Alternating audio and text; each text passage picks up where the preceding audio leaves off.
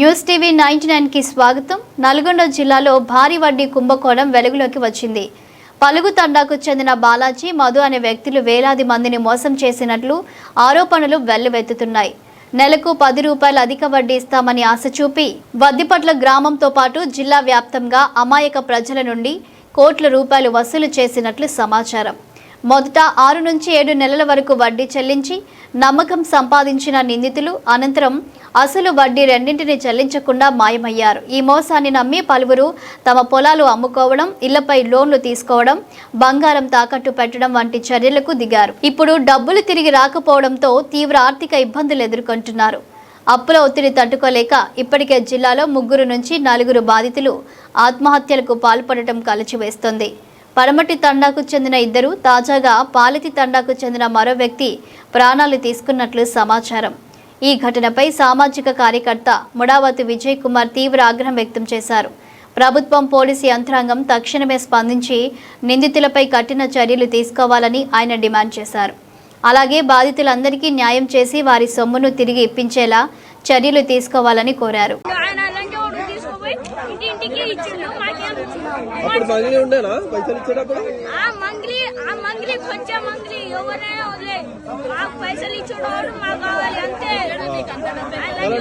పైసలు ఇస్తున్నారు, ఇచ్చిరా మళ్ళీ ఇంట్రెస్ట్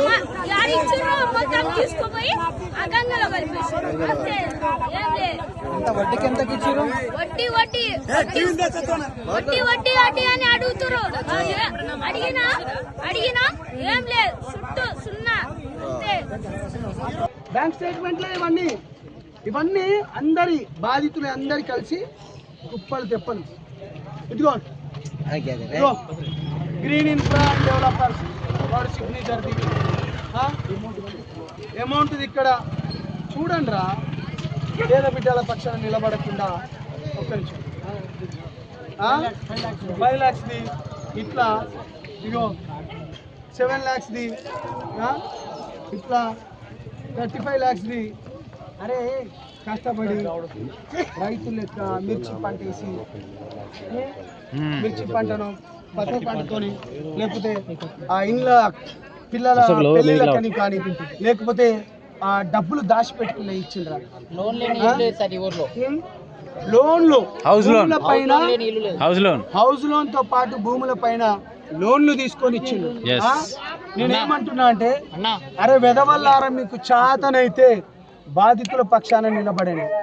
మీరు తల్లి పాలు గిట్ట తాగితే వెదవల్లారా, మీరు ఇక్కడికి వచ్చి మాట్లాడండి, ఈ బిడ్డల తరపు నుంచి పోరాడండి.